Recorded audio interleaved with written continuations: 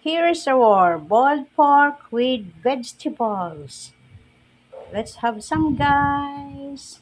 Guys, we will cook boiled pork ribs with patola.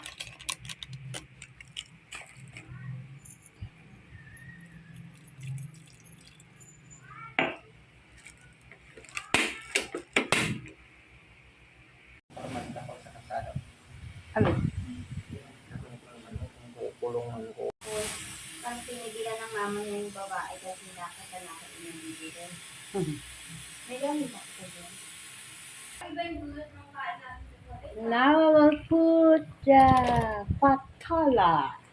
Patola from a rooftop garden. Now we will add onions.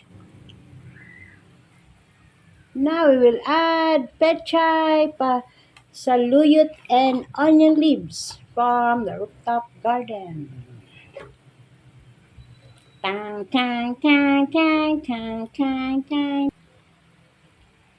Ta ta ta ta.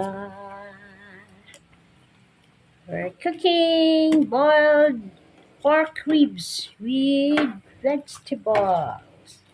Let's have some, guys. It's almost done. I used the pressure cooker to soften the pork ribs faster.